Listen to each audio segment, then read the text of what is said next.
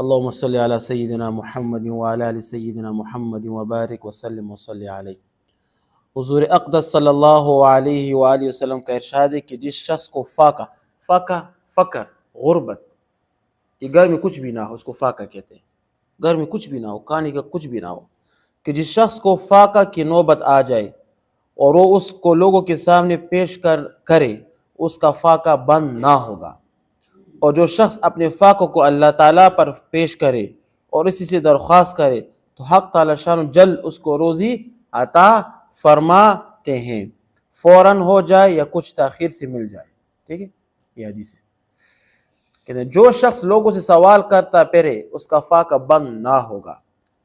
اس کا مطلب یہ ہے کہ احتیاج پوری نہ ہوگی۔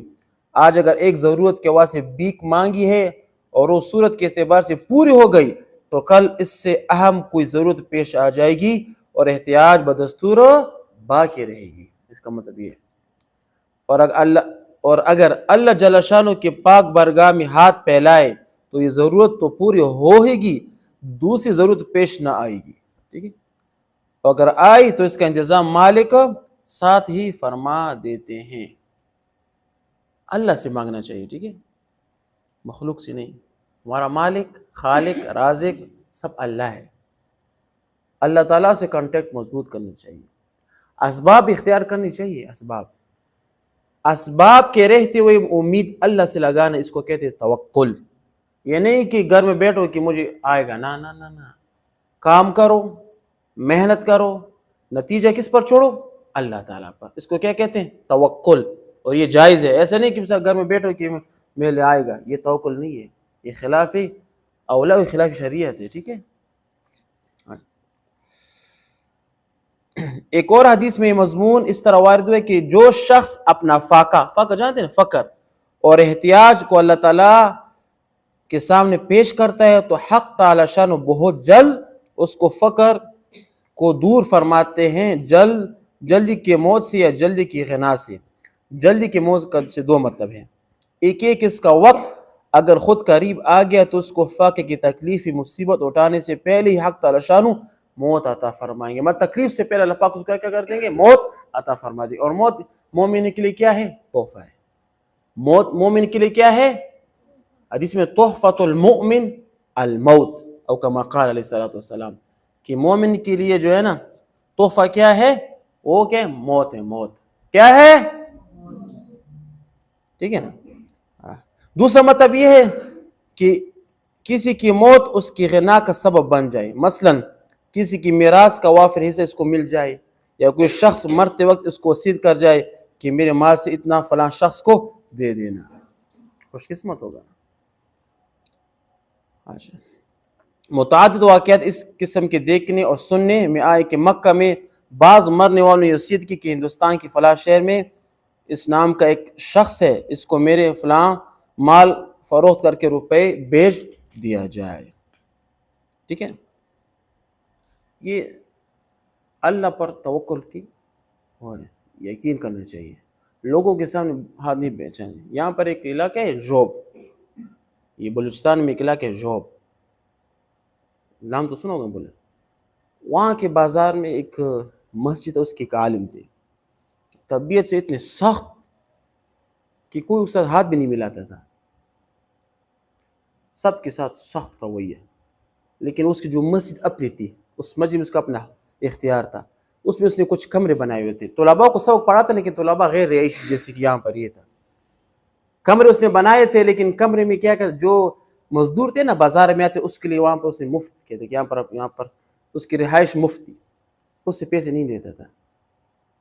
ٹھیک ہے، کبھی کبھی ان کے لیے کھانا بھی لاتا تھا، لیکن طبیعت کا سخی تھا، سخی، کسی سے 1 روپے بھی نہیں مانگتا تھا، نہ کسی سے مانگا ہے اور نہ مانگتا بھی نہیں تھا، اللہ تعالیٰ سے مانگتا تھا۔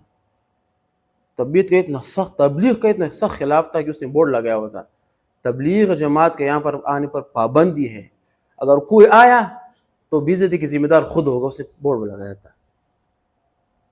لیکن اس نے کیا تھا کہ مزدوری کے لیے کمرے بنائے ہوئے تھے، جو رات کو آتے تھے دیہڑی دار مزدور، وہاں پر رہائش اس کمرے میں مسجد میں کرتے تھے، کبھی کبھی اس کے لیے کھانے بھی لاتے تھے، سخی بہت تھا۔ ابھی اللہ کا کرنا ایسا، اتنا سخت مزاج اس کا تھا نا کہ کوئی اسے بات بھی نہیں کر سکتا تھا. ہر بات پر اس کو ڈر کہتا ہے کہ کچھ بھی نہیں کرنا، کبھی کبھی گالی بھی دیتا تھا. سخت مزاج تھا. لیکن واللہ اس کو اللہ کے کیا اس کا عمل پسند آیا. جب اس کو مرگ کا وقت قریب ہے، اس نے خود یہ کہا کہ میں مرنے والا ہوں، مرنے والا ہوں. سب اپنے بیٹوں کو بلایا، اپنے پوتوں کو بلایا کہ میں مرنے والا، جاؤ بازار سے کفن لے آؤ. یہ کہتے ہیں کہ تو گپ، اس کے بیٹے کہتے ہیں کہ اس کے والد کا نام کچھ آتے، کہتے ہیں کہ آپ گپ مار رہے ہیں. کہتے ہیں میں مرنے والے، بس کفن لے آؤ. سخت مزاج ہے، وہ لوگ کفن لے آئے. کفن کو کیا پہلے سیتے ہیں، کفن کے کپڑے ہوتے تو کم سیتے ہیں. تو اپنے بیوی کو کہا کہ اس کو سیو. غالب کہتے ہیں کہ جب وہ اس کے بیوی سی رہے تو اس کے ہاتھ کانپ رہے تھے. اس نے خود ہی سیا اپنے کپڑوں کفن کو، خود ہی سیا، غسل کیا، اپنی سنت کو برابر کیا اور دیوار کے ساتھ بس بیٹھ گیا. بس گپ شپ لا رہے تھے سب. اچانک بس ایسے مر، موت ختم. اچانک ایسے. ان للہ و انا الیہ راجعون. یہ خوش قسمت ہے، اس مرگ ہونی چاہیے کہ اس کو پہلے سے پتہ ہے کہ میں مرنے والا ہوں. واللہ واللہ مجھ کو اللہ کا کیا مین وجہ کیا ہے؟ سخاوت.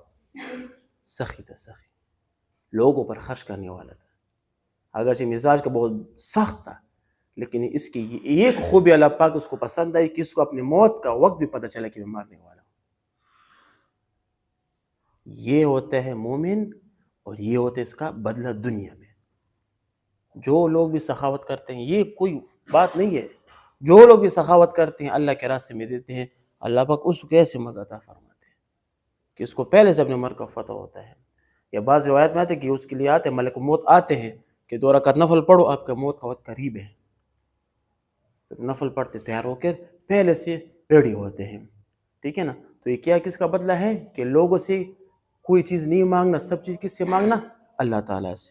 وآخر دعوانا ان الحمد للہ رب العالمین.